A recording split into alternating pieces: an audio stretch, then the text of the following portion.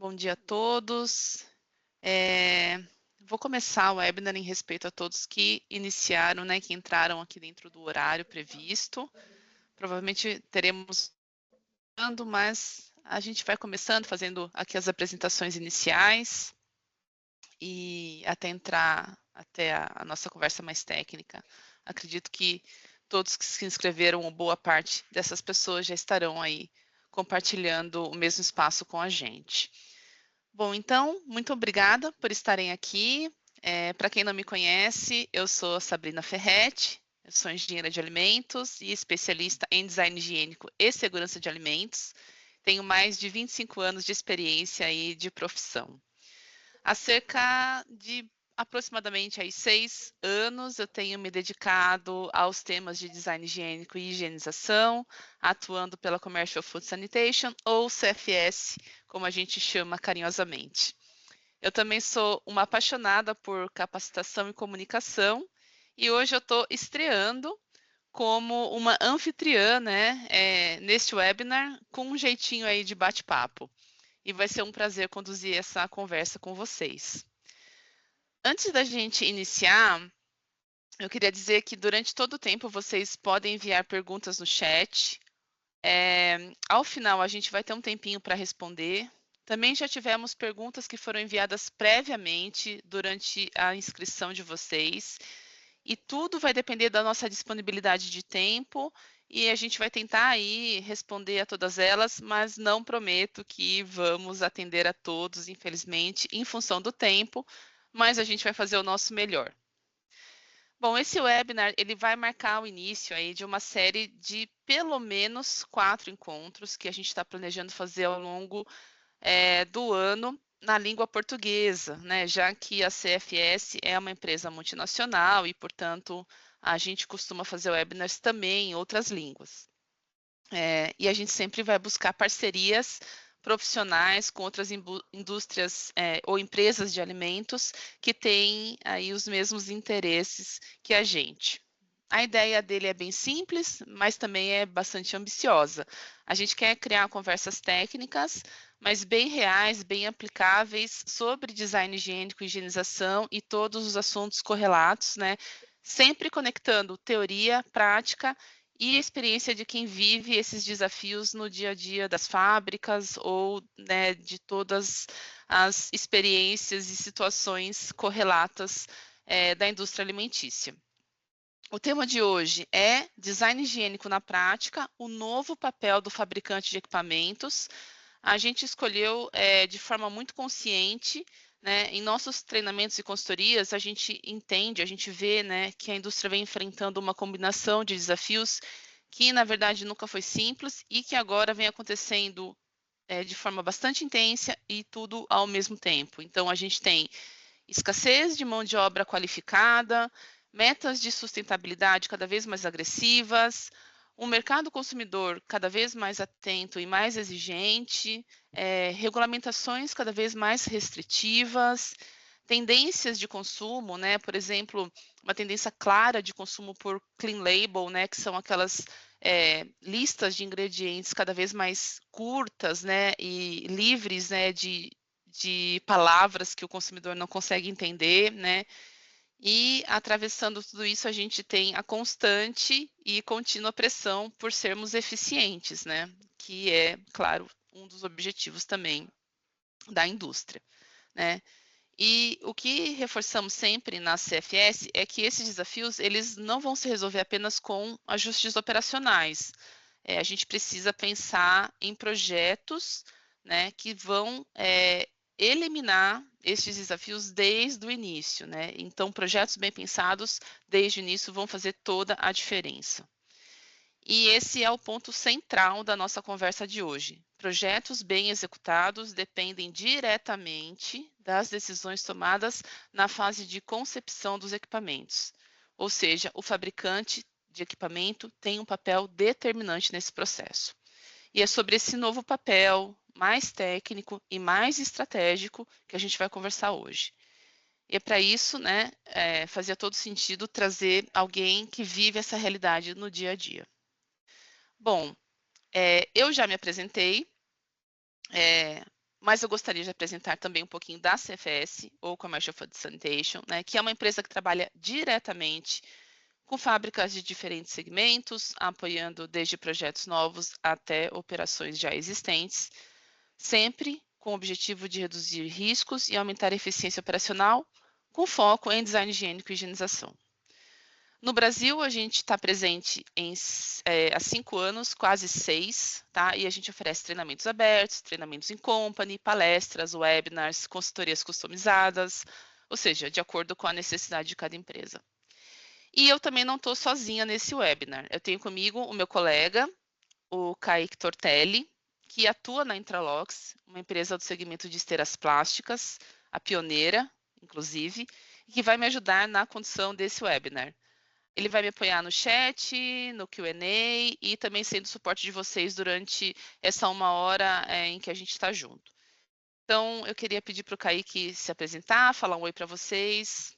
Vai lá, Kaique. Bom dia, pessoal. Bem brevemente, né, não tomando aí a atenção de todos, mas eu sou gerente de contas no segmento de panificação e snacks aqui no Brasil, junto com outros gerentes de contas de outros segmentos. E hoje o nosso foco com a CFS, né, sendo uma empresa da Intralox também, em conjunto, é realmente gerar o valor para fabricantes de equipamentos e vocês que são clientes finais, quem está participando com a gente, né? Reduzindo realmente o custo operacional dos transportadores. Né? Nós atuamos de forma estratégica, realmente para aumentar a eficiência, a confiabilidade e a performance das linhas, tá? Sempre buscando o menor custo de operação e aumentando essa produtividade desses nossos clientes. Bom, Sabrina, acho que é isso. Passo para você. Tá certo, obrigada, Kaique. E é claro, né, a pessoa mais importante do dia, hoje a gente tem aqui com a gente o Ricardo Valério, da Duct, que é fabricante de equipamentos industriais com forte atuação na indústria de alimentos. O Ricardo é tecnólogo em automação industrial, de formação e empresário com mais de 20 anos na indústria. Ele é proprietário de um grupo de empresas formado pela Duct Metalúrgica, com sede em Curitiba ou na região ali metropolitana de Curitiba, e tem uma filial na Inglaterra, além de uma outra empresa que chama VLS Usinagem e da Qualijet Cortes Precisos. O trabalho dele, né, e desse grupo de empresas é focado no desenvolvimento de equipamentos seguros e higiênicos para a indústria de alimentos, unindo engenharia aplicada, inovação e visão prática de chão de fábrica. O Ricardo participou do nosso treinamento em design higiênico e desde então passou a enxergar os projetos de uma forma diferente, conciliando requisitos sanitários, operacionais e de segurança do trabalho. Ricardo, eu fiz uma breve introdução, mas eu queria que você pudesse dizer um oi e falar um pouquinho da Duct e do seu trabalho para os nossos participantes. Bom, obrigado. Bom dia a todos. Né? Obrigado pelo convite, Sabrina. Para nós é uma honra participar desse primeiro webinar, né, da CFX. E nós da Duct, né, nós atuamos 100% em indústria alimentícia, né, há 20 anos. Estamos muito atentos ao design higiênico. Isso faz parte do nosso produto, né? Em todas as peças nossas, nós controlamos a qualidade da solda, a rugosidade do acabamento e as dimensões, né, das peças. Então, não sai nada dentro da Duct sem a gente ter esse controle documentado, através de equipamentos, através de laudos, né, para dar segurança para o cliente, para ele saber que o que ele está botando na linha de produção, a peça que está tendo contato com o produto, não vai ter dano nenhum, não vai contaminar o produto dele, não vai gerar reprocesso, né? E há 20 anos, quando eu iniciei a empresa, né, a gente sabia muito pouco sobre design higiênico. A gente se baseava no que os clientes solicitavam, né, o que os clientes exigiam, né?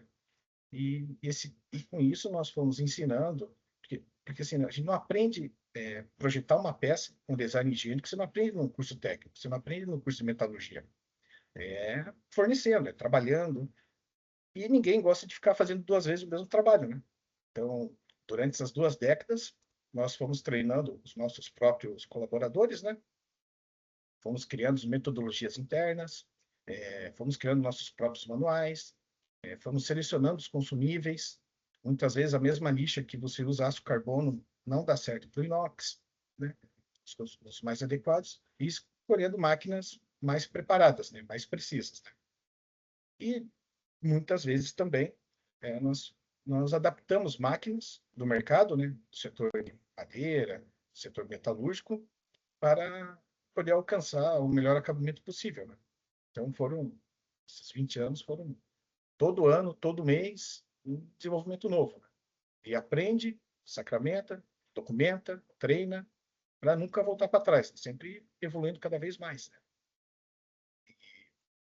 Eu acho É, que basicamente é isso. eu conheço a Duct desde que você fez o treinamento conosco, acho que deve fazer uns 2 anos, alguma coisa assim, né? Isso. E eu treinamento eu percebi que você tinha uma mentalidade bastante diferenciada, né? Eu diria, você pensa muito à frente, né? E eu entendo a Duct como uma empresa realmente de pesquisa e desenvolvimento, né? Sim. Eu diria que, apesar de se chamar Duct Metalúrgica, eu É. realmente entendo que é muito mais pesquisa e desenvolvimento do que propriamente uma empresa que só executa, né? Então, mas a gente vai entender, acho que um pouco durante a nossa conversa aqui. Aham. Tem mais detalhes. Sim, com certeza. Não vamos dar spoiler, não. Né? Durante a minha experiência como consultora da CFS, nesses últimos 5 anos, 5, 6 anos, eu tenho visto muitos perfis de clientes, né, de indústrias e clientes, né? Quando a gente fala de design higiênico, as reações são as mais variadas possíveis, né? A grande maioria entende parcialmente do tema e quando se interessa porque a certificação ou algum outro cliente passou a exigir, né, esse novo olhar, esse novo cuidado, né? Alguns outros acreditam que design higiênico é mais caro, tem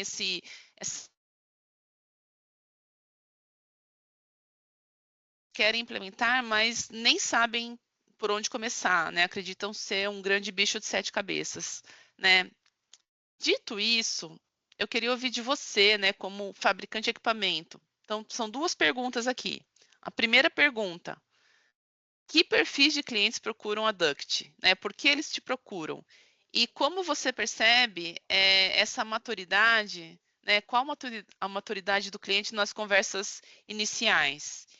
E a segunda pergunta é: quando o cliente ainda é menos informado, ele ainda não vive essa realidade, como você conduz essa conversa, né? Como que Sim. você mostra para o cliente, na prática, qual é a vantagem do design higiênico ao longo da vida útil do equipamento, por exemplo? Então, é, que tipo de cliente te procura e quando o cliente não tem essa maturidade, como você conduz a conversa?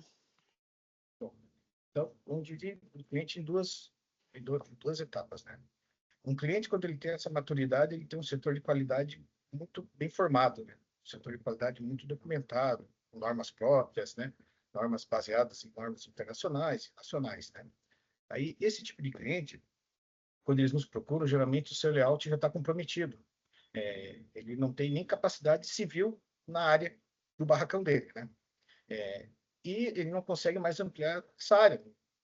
O layout é aquele, não consegue mais. As máquinas já estão rodando lá a 120%, já estão rodando na velocidade máxima e precisa aumentar mais. Para isso, tem que criar linhas novas e tal, só que a gente ainda consegue ajudar de que forma? Né? Diminuindo os tempos de limpeza. Então, a gente sabe que hoje você vai fazer uma limpeza de uma linha, dependendo da complexidade da linha, você leva um turno, 2 turnos, né? E a gente e nós auxiliando nisso, auxiliando em setups rápidos, sistemas de troca rápida de peça, uma peça mais orgânica, uma peça com não tantos cantos, mais raiada, rugosidade baixa. Quando a gente começa a fazer pequenas melhorias nessa linha, a gente consegue observar que o cliente, em vez de parar um turno para limpeza, ele para 4 horas.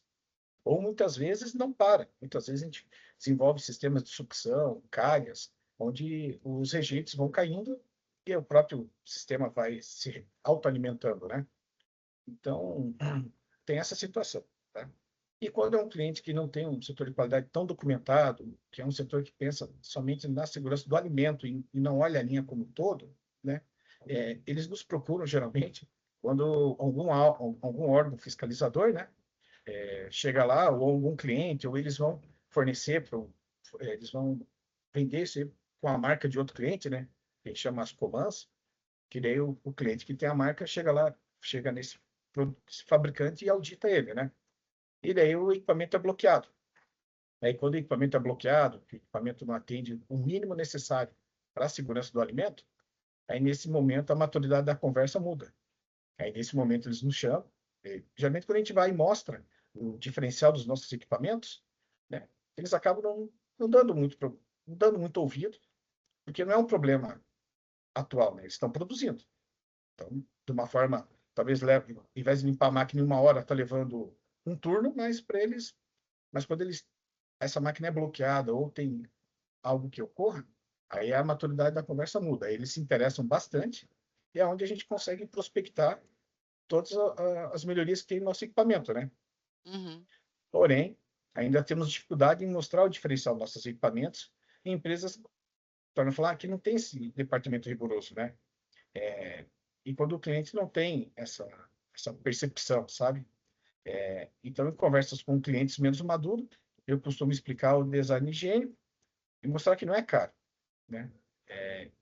Porque a gente tenta linkar com a produtividade, né? Falar, se você comprar uma máquina minha, que você faz o setup de limpeza dela em 5 minutos, você deixa de deixar uma pessoa um turno limpando esse equipamento e disponibiliza ele mais rápido para a produção, né? Mas é Sim, claro que isso depende muito da geometria do conjunto soldado, né? Não sim. havendo atenção desde o início. Então, É. e sempre, né? Sempre muita responsabilidade no que nós estamos fornecendo, porque a gente sempre trabalha com reprocesso zero, descarte zero. Então, todo equipamento nosso é pensado para o cliente não ter reprocesso nenhum. Uhum. Reprocesso, além de custo, é um risco, né? Sabe que Sim, todo produto reprocessado, talvez se não tiver os métodos de controle corretos, se torna perigoso também, né? sim. Eu acho que É. Não, consegui te ficou responder. claro. Ficou Ficou claro? muito claro. Sim, eu só queria introduzir aqui para quem está ouvindo a gente que tudo que você falou se resume a um conceito que a gente, porque tudo que você falou é muito intuitivo, né? Mas a gente na CFS, a gente nos nossos treinamentos, nas nossas consultorias, isso tem um nome, né? Que é o custo total de propriedade, né? E o que é o custo total de propriedade, né? Nada mais do que olhar além do preço de compra, né, de um equipamento ou de um bem, né, que seja, e considerar tudo que o equipamento vai custar ou poupar, né, ao Sim. longo da vida útil. Aham. Então, isso inclui tempo de limpeza, como você disse, consumo de água, consumo de químicos, a própria Sim. manutenção do equipamento, peças de reposição, parada de linha, produto não conforme, produto retido, retrabalhado, né? Então, quando a gente coloca tudo isso na conta, né, do investimento e compara isso com o investimento inicial, a gente entende que um projeto bem feito, né, com design higiênico, ele custa muito menos, né, do que, na verdade, você comprar um projeto que não foi bem pensado, Sim. né, em reduzir custos operacionais e que tem um custo de vida, né, ao longo da vida do produto muito mais caro. Então, é, o que você disse, na verdade, é o que a gente ensina para os nossos alunos aí, dos nossos cursos e consultorias. Muito bem. Sim. Fazer só um adendo, Sabrina. É uma máquina, quando ela é desenvolvida, o processo, desde a criação dela, a gente se atenta a essa característica, né? Ela tende a durar mais. Ela tende a ser uma máquina mais resistente, ela tende, porque o pessoal vai operacionalizar menos ela, Concordo. sabe? O pessoal vai É. ter que desmontar menos peças, vai ter que Uhum. ser, as peças, geralmente, quando a gente faz com design higiênico, as espessuras são maiores, é uma solda muito mais bem feita, a gente não economiza em elementos de máquina, né? Retentores, rolamentos, Sim. tudo isso daí a gente tem que colocar o que há de melhor, É. porque a gente sabe que o diferencial do design higiênico é a disponibilidade de máquina para produção, né? Sim, sim, sim. Então, É, ela acaba viabilizando muito, né? o que a gente vê quando a gente acompanha um processo de higienização de um equipamento que não tem design higiênico é que as pessoas tentam compensar essa falta de acesso no uso de químicos, né? E aí Sim. você tem o ataque químico e aí você tem, consequentemente, uma vida útil do equipamento menor. Então, além de todo um manuseio do equipamento errado, né? Então, você está corretíssimo nessa observação. Legal. Agora eu vou fazer de certa forma, uma autocrítica, porque eu, como profissional, nem sempre tive essa consciência. Então, eu estou há 6 anos, né, como consultora, mas antes disso eu vivi chão de fábrica também, eu vivi área de qualidade, eu vivi na indústria. E eu não tinha essa consciência completa, né, sobre design higiênico. E muitas vezes eu participava de um projeto e quando o fabricante de equipamento, ou a engenharia, ou a manutenção me falava, olha, isso que você está me pedindo não é possível de ser feito, porque hoje eu vejo que, na verdade, não é que não era possível, é porque era a opção de mercado, mas que estava na mão, né? Que era a opção de prateleira, digamos assim, eu me conformava, né? Eu simplesmente dizia, ok, vamos ter que gerenciar essa situação de forma operacional, né? Mas hoje eu vejo, né, que não, que é possível você participar de um projeto e fazer um projeto mais higiênico quando o fabricante de equipamento, quando a engenharia, quando a manutenção, quando todo mundo está pensando nesse mesmo aspecto em conjunto, né, com esse mesmo objetivo. E então hoje eu vejo, né, e eu vejo que mudou nos anos recentes, assim, né, que o papel do fabricante de equipamento mudou e que o fabricante de equipamento que tem essa mentalidade, ele é o fabricante de equipamento do futuro, digamos assim, né? Do presente e do futuro, né? Então ele precisa ser mais engenhoso, mais proativo e mais acessível tecnicamente também, né? Ele precisa entender que todas as dores, digamos assim, né, são importantes. E eu queria entender de você, né, o que mudou na Duct depois dessa consciência em design higiênico, né? Como isso impactou na forma de você projetar, né, o do seu time, né, Sim.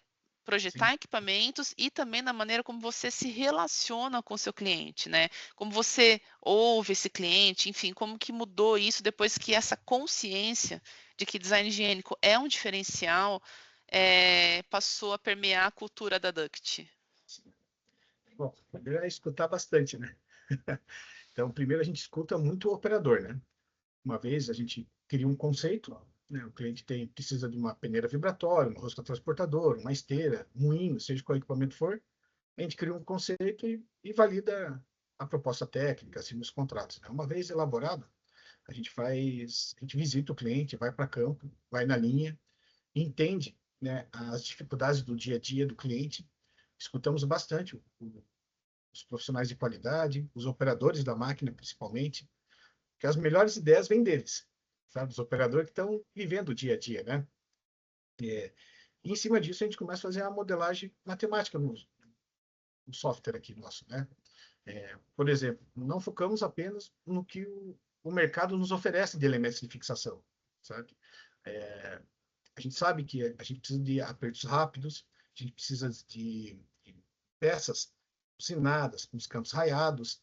Então, a gente acaba, em várias situações, desenvolvendo os próprios elementos de fixação, né? Parafuso allen, nem pensar, isso aí a gente já não usa, tenta não usar em hipótese alguma, né? E, como te falei, no início lá, né? A gente tenta não economizar no que tem de melhor em peças, né? Cilindros, rolamentos, né?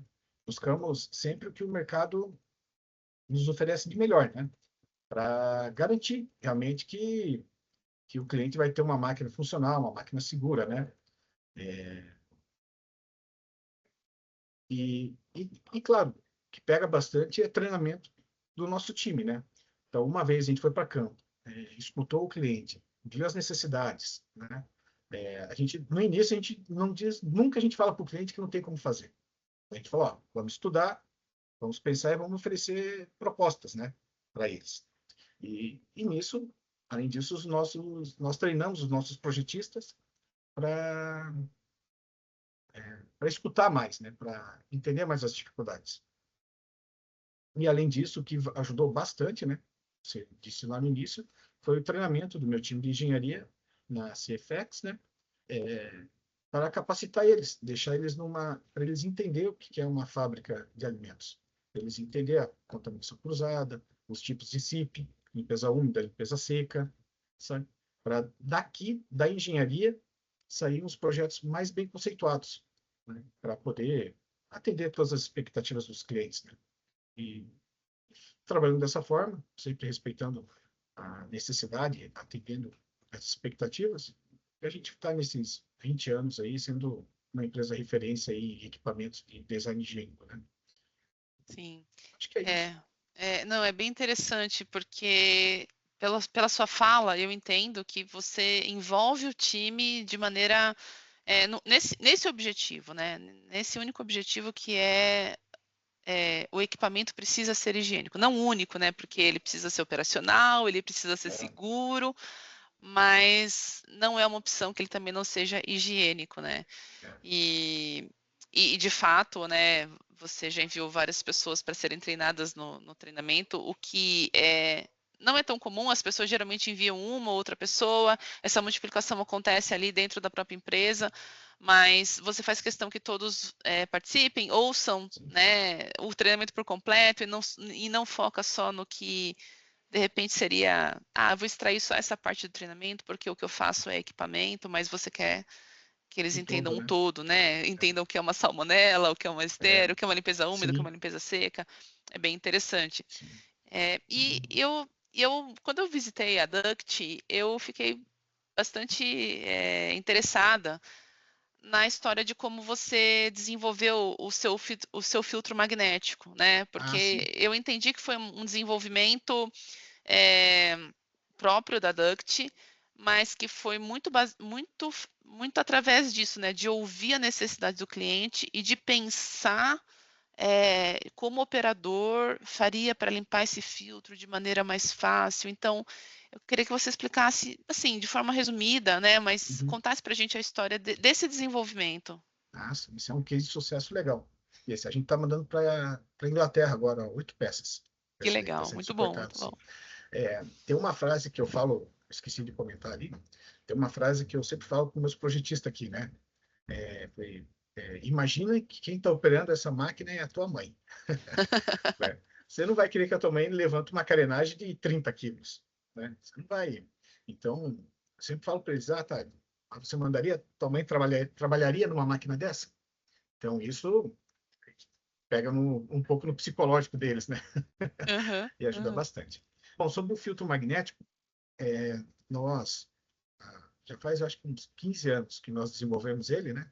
Então, ele não é apenas uma armadilha magnética, ele é um filtro magnético, né? Ele tem um cesto, um sistema de filtragem ali, de diâmetro de 2 milímetros, né?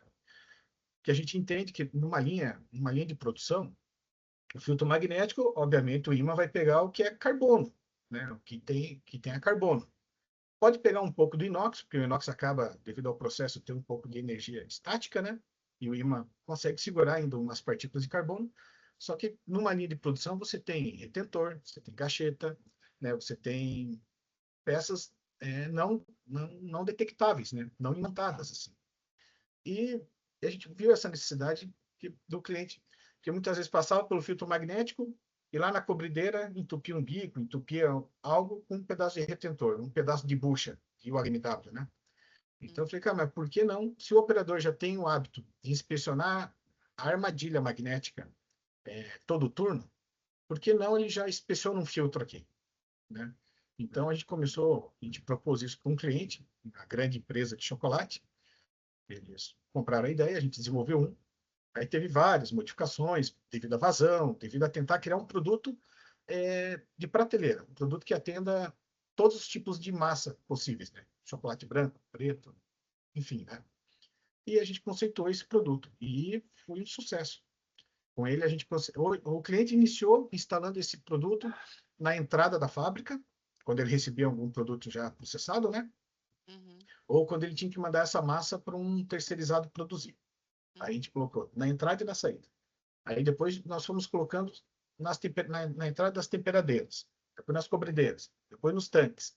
Então, agora, toda a linha nova já virou uma norma, né? Não só então, hoje nós temos instalados em 4 fábricas grandes de chocolate do Brasil.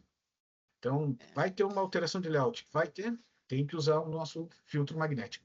Não, o que eu E achei interessante desse produto é que, além da funcionalidade de ser o filtro, né, dele reter a partícula metálica e a não metálica, você se preocupou que ele fosse sanitário, que ele fosse fácil de sim, sim. limpar, Isso, né? Eu acho que esse é o ponto também. Você só não pensou e falou assim, não, eu vou fazer aqui um produto que segure perigos físicos, mas que ele fosse fácil de limpar, que ele não. Eu acho que o que eu gostei dessa história é que ele é uma história completa, né? De alguém sim, que desenvolveu um produto que tem todos os aspectos, né? sim. Isso mesmo. É muito interessante mesmo.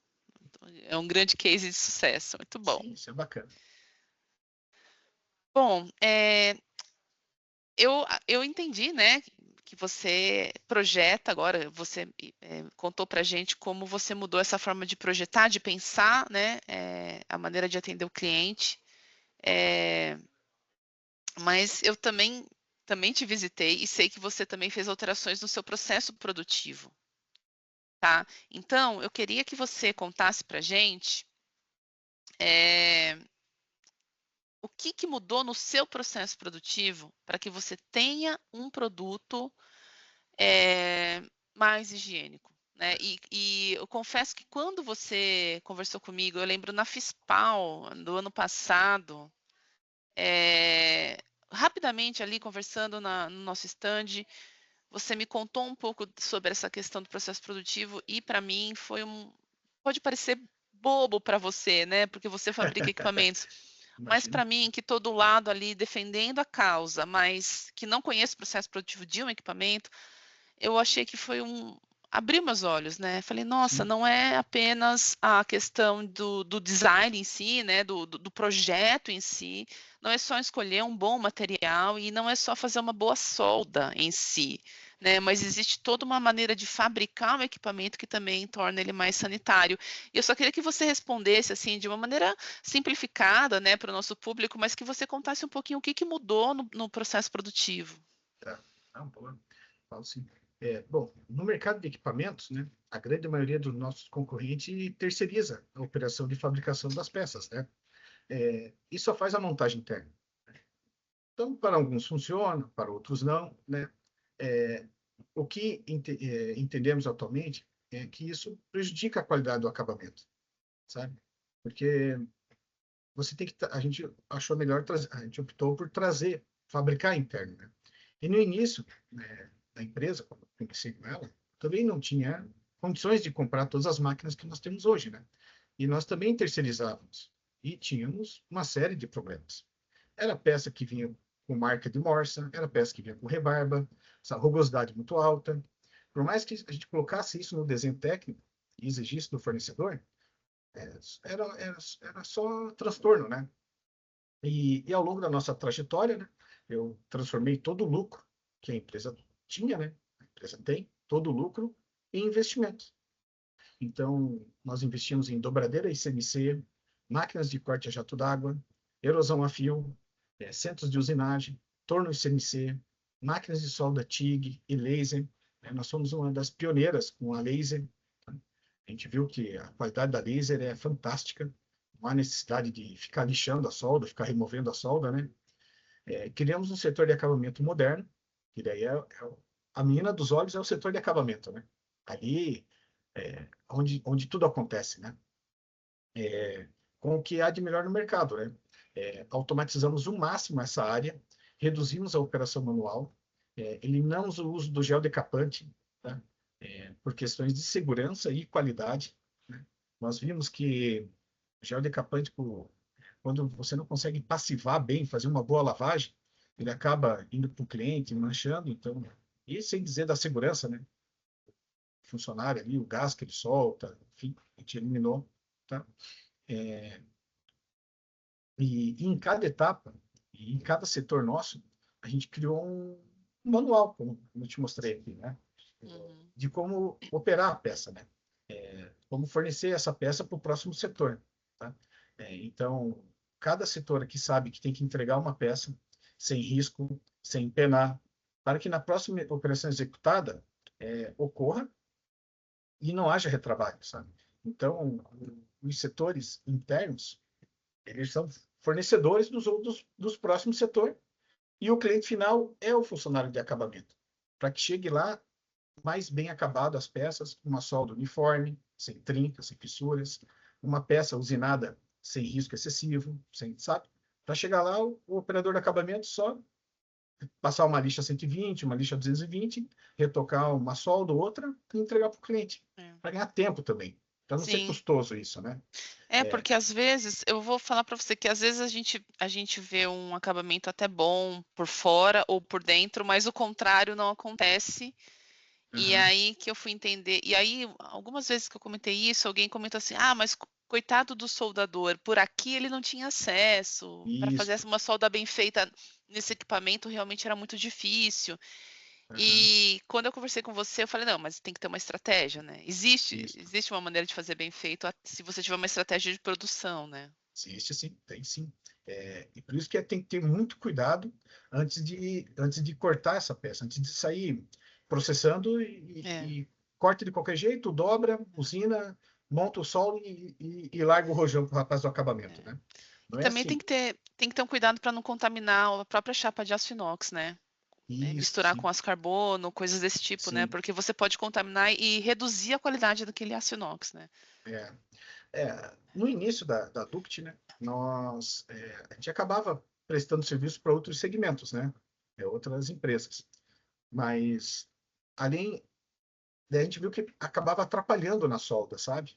Então, a gente optou e hoje a gente fornece 100% inox. Quando há algo de carbono, vamos supor, tem uma escada ou tem uma passarela ou algo assim de carbono, a gente opta por terceirizar para algum parceiro, depois vem para cá só fazer a montagem, né? Porque a gente teve problema de passado de contaminação cruzada, né? Contaminação. A mesma lixa que a gente usou para rebarbar uma peça de carbono, ele usou para lixar uma peça de inox e começou a dar vários pontos de oxidação no cliente. Exatamente. Entende? E, Então, gente, então assim, para quem está aqui ouvindo a gente e é da área de alimentos e está sempre preocupado com contaminação cruzada de alergênico, microbiologia, saiba que na indústria de equipamentos você não pode fazer a contaminação cruzada entre aço carbono e aço inox. É contamina. uma coisa que a O gente jato, né? aprende. Nós temos um jato aqui que a gente desenvolveu que ele jateia com esfera de inox e níquel. Né? Essa máquina, o interior dela foi desenvolvida todo inox. Ela tem umas borrachas para proteger, mas a gente gravou várias placas na máquina que é proibido colocar aço carbono nessa máquina. Porque senão eu tenho que trocar todo o tanque e é um custo muito alto esse consumível, né?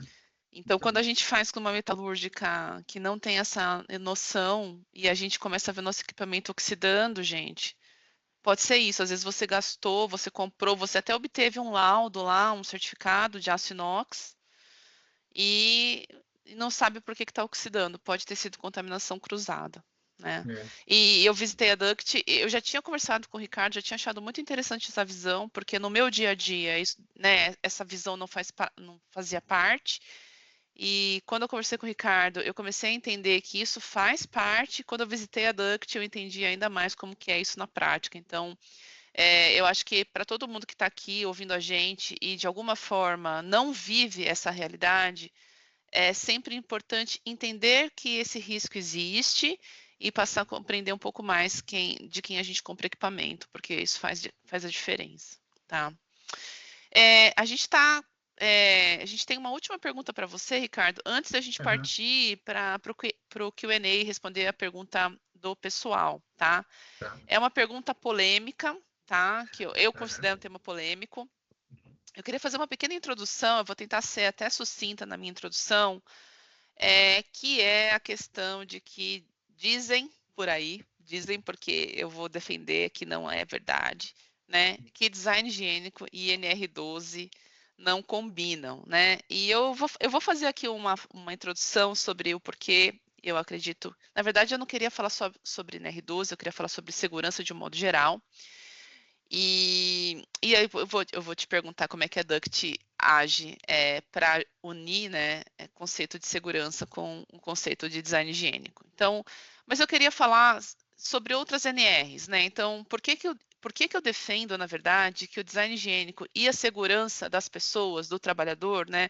Na verdade, eles trabalham na mesma direção e não de forma contrária, né? Então, quando a gente pensa na NR1, por exemplo, né, que é o gerenciamento de riscos operacionais, a lógica é sempre atuar na origem do risco. Então, se os seus projetos eliminam acessos difíceis, dificuldades operacionais, como né, carregar peso ou necessidade de improviso durante a limpeza, porque já pensa no acesso, né, eles reduzem riscos operacionais desde a fase da concepção. Então, o design higiênico trabalha em conjunto com a NR1. Pensando na antiga NR9, que estava ligada ao PPRA e que hoje foi incorporada né, também a NR1, né, que sempre tratou de identificação e controle de riscos físicos, químicos e biológicos no ambiente de trabalho. Né? Um bom design higiênico reduz a exposição a agentes químicos de limpeza, bioaerosóis, ambiente excessivamente úmido ou quente, e outras condições associadas à higienização manual, né, de difícil execução. Então, de novo, se a gente pensa em um design higiênico, a gente também contribui aí para a redução de riscos operacionais. Falando de NR10, né, que reforça que intervenções podem ocorrer desde que o equipamento esteja desenergizado, bloqueado e impedido da reenergização. Então, além disso, né, se a gente escolher corretamente interfaces e componentes com grau adequado de proteção contra a água, contra a poeira, né, que é o famoso IP, né, o IP do equipamento, a gente aumenta significativamente a segurança durante a limpeza. Tá? E a NR33, que trata de áreas confinadas, né, ela nos mostra outro ponto importante. Quanto melhor o design do equipamento, talvez você tenha menos áreas confinadas, né? Então, pensando nisso, pensando em acesso, ou pensando num bom projeto de SIP, né? Talvez você não precise colocar o seu operador dentro do equipamento para fazer a limpeza, tá? Sim. Aí tem também a NR17 de ergonomia, né? Que só para fechar aqui o raciocínio, né? Que se você tiver um equipamento mais fácil de limpar, de desmontar, com bons acessos, menor exigência de esforço físico durante a limpeza, agachar, erguer, é, erguer peso, né? Enfim, coisas desse tipo, você também vai ter aí uma melhor segurança para sua operação. Então, tudo isso que eu falei é design higiênico colaborando com a segurança do trabalho. Sim. Mas quando a gente fala de NR12, o pessoal fala, mas é difícil ter NR12 e acesso, né? Mas eu queria muito que você dissesse para a gente como a Duct consegue incorporar a NR12, que fala de acesso seguro, né, a partes móveis, com o design higiênico que pede acesso para higienização. Então, como que vocês fazem isso? Sim. Tá. Bom, a NR12, eu não posso, em hipótese alguma, vender uma máquina sem estar laudada pela NR12, né? Então, e para nós aqui, nosso time, ela não é vista apenas como uma proteção. Todo mundo, a grande maioria, projeta equipamento e depois cria as carenagens, né? Cria as proteções, enfim. Ou instala um simples sensor e acha que vai resolver.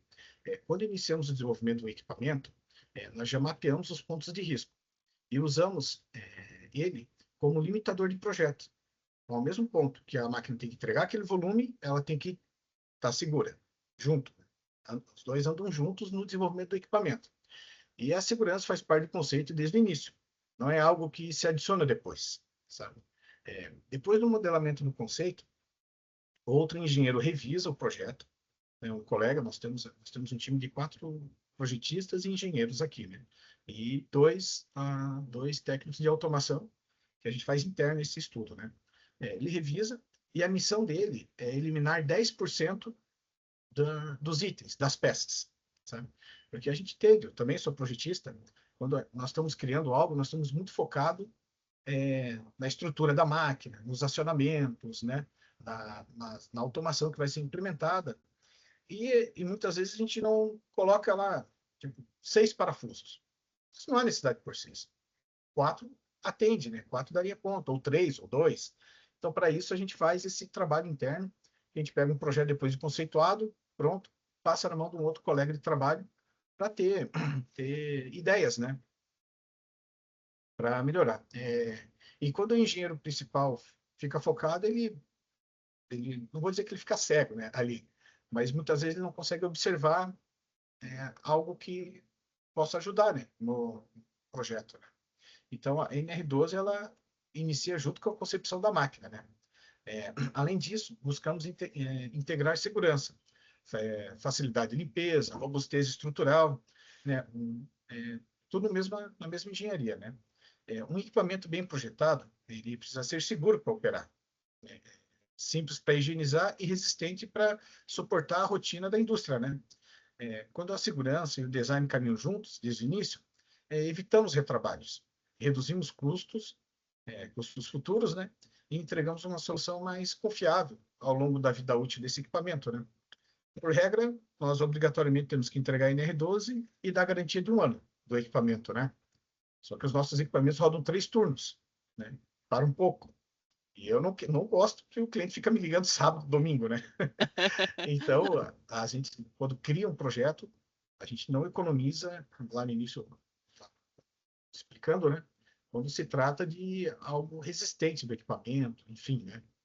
E, e uma coisa que eu não comentei antes, lembrei agora, o nosso setor de qualidade aqui, nós criamos um laboratório interno nosso. Então, ele serve para inspecionar as peças e também, lembrei, é muito importante o pessoal estar atento, como grande parte da nossa matéria-prima é importada, né, você entregar para o cliente, a gente entrega, né, o laudo da matéria-prima que o fornecedor nos manda.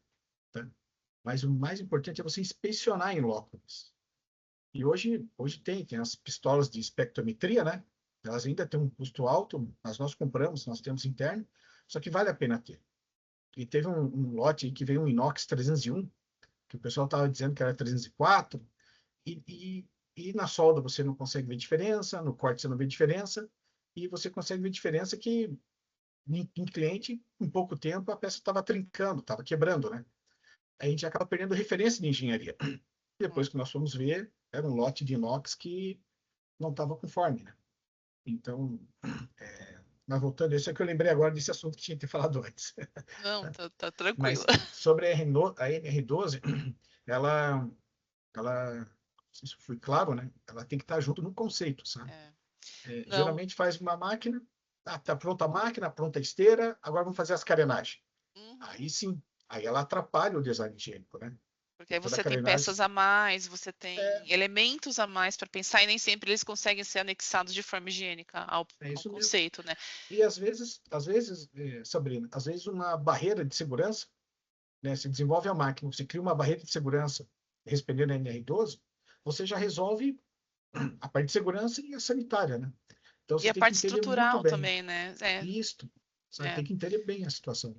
exato. Não, eu acho que essa estratégia, ela mostra uma maturidade de engenharia muito grande, né? Quando a segurança entra como uma premissa, mas não como uma correção, né? Ah, ela vem depois.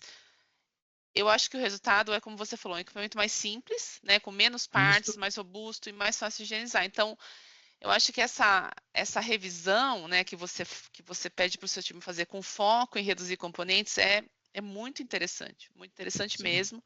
E ela vai impactar diretamente tanto em risco, quanto em manutenção e quanto custo também, né? Porque no final dos contos você claro. está tirando elemento ali do É, seu equipamento. Eu acho que está faltando um pouco desse pensamento, né?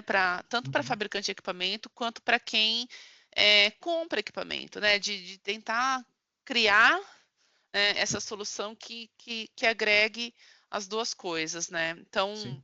é, enfim, mas eu acho que o recado ficou claro, eu acho que a gente tem que pensar um pouco mais sobre isso. A gente está a 10 minutos do término do nosso horário, então eu acho que a gente poderia partir para responder as perguntas. Pode ser? Eu não sei se a gente tem tempo de responder muitas perguntas, mas eu vou falar para o Kaique que a gente tem tantas perguntas que foram enviadas na inscrição, quanto as perguntas do chat. É, o Kaique que vai selecionar, ele vai escolher É, as perguntas mais interessantes. Kaique, qual seria a primeira pergunta para gente? Sabrina, eu aqui, enquanto vocês estavam falando, fui buscando aqui as perguntas, tanto do chat aqui, como também que enviaram. E tem uma que eu acho que vai ser bem legal, que vai acabar cobrindo todas essas, tá? Que seria a pergunta seguinte, ó. Por favor, quais indicadores ou métricas são mais eficazes ou recomendados para avaliar o desempenho de um design em termos de higienização e contaminação cruzada? É, é uma ótima pergunta, é uma excelente pergunta.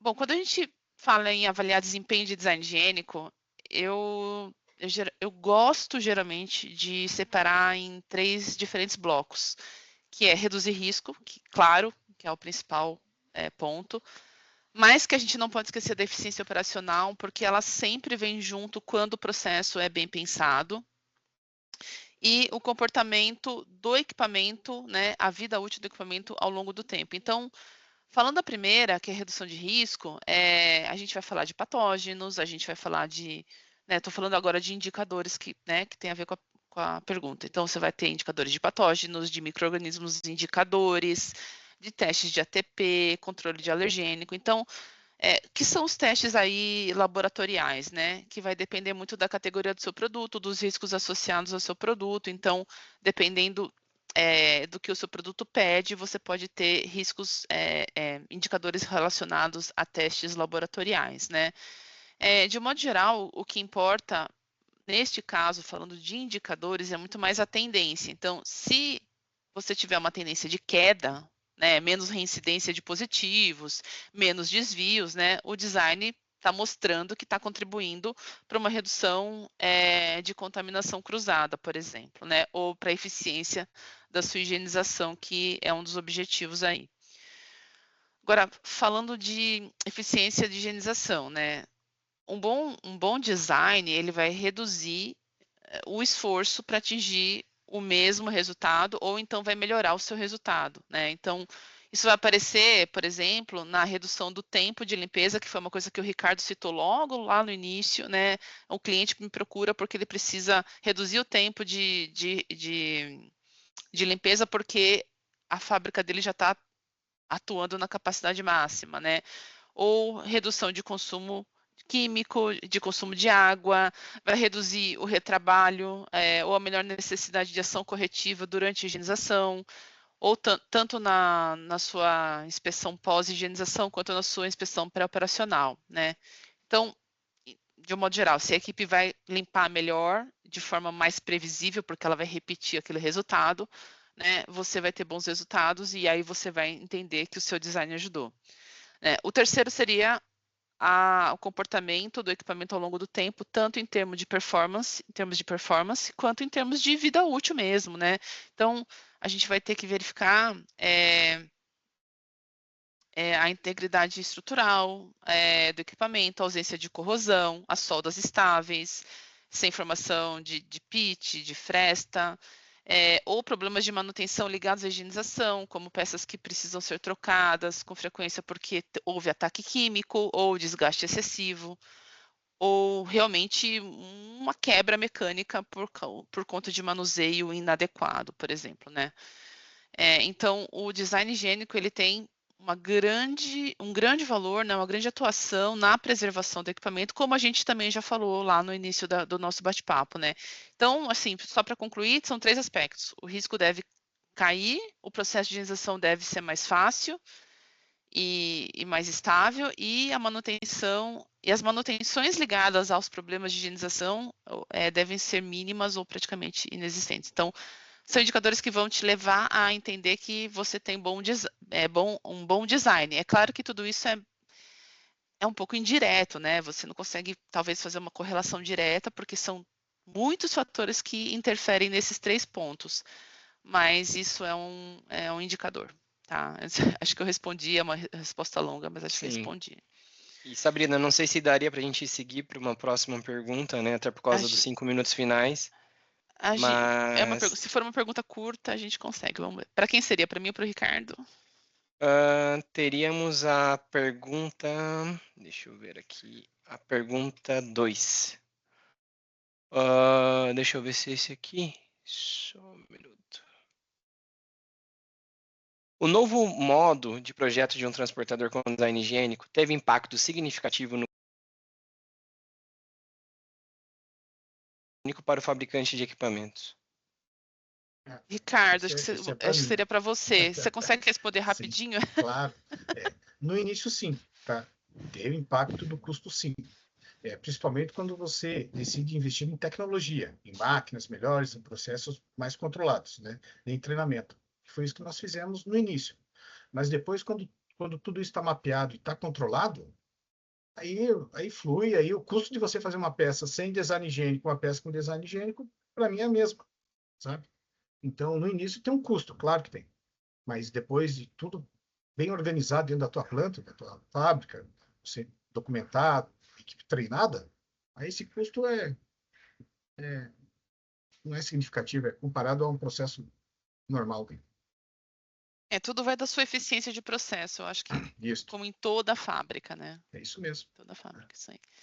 E é Muito claro, né, bem. dando um adendo, você buscar tecnologias de parceiros que olhem o design higiênico, né? Então, você vai usar um atuador, comprar de um fornecedor que tenha um motor lá com design sanitário. Você vai usar uma esteira sanitária. Atualmente, a gente teve um case de sucesso muito grande devido à parceria com a Intralox, né? Se a Intralox não me ofertasse essa solução da esteira de troca rápida, a gente não ia conseguir fazer a venda que a gente conseguiu agora há pouco, né? Então, a gente não consegue fabricar tudo sozinho. A gente precisa ter fornecedores de peças, né, de conjuntos, que agreguem, né?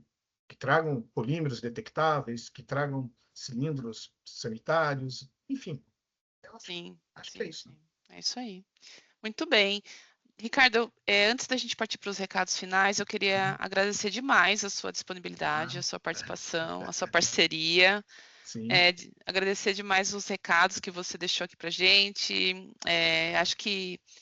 Acho que ficou muito, tem muita coisa aqui que foi falada para o pessoal pensar, muito aprendizado. Eu acho que é um ponto de vista que não se traz nas discussões normalmente, né? A gente sim. sempre traz a cobrança para o fabricante de equipamento, mas a gente não ouve esse lado também. E então eu queria agradecer demais a sua participação.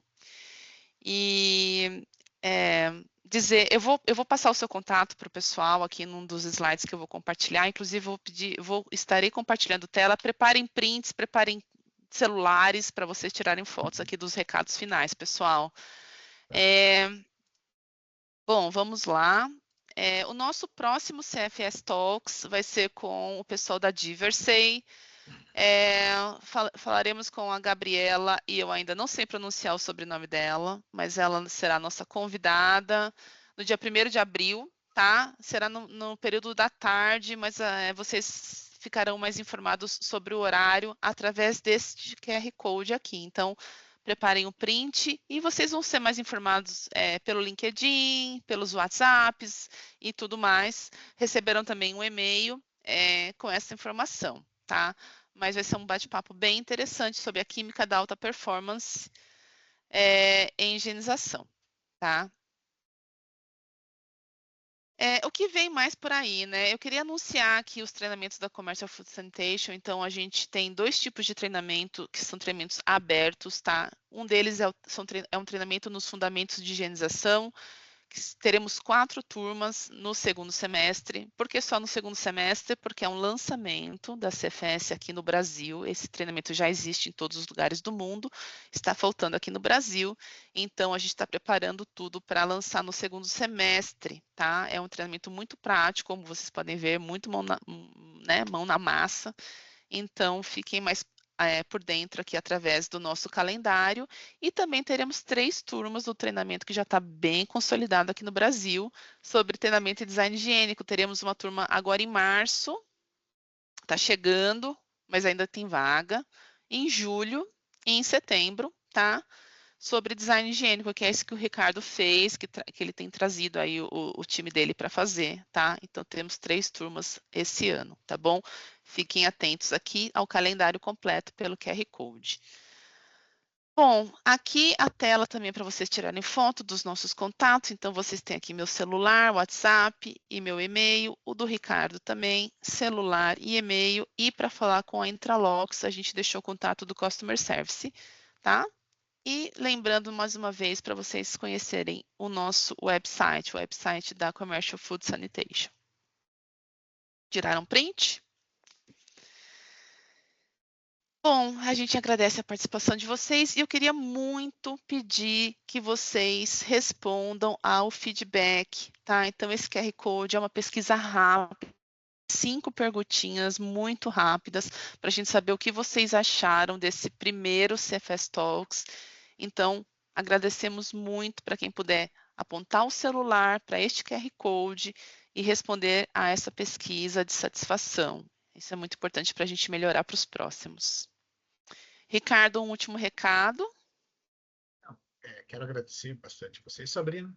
Para nós foi uma honra participar, né, desse primeiro webinar.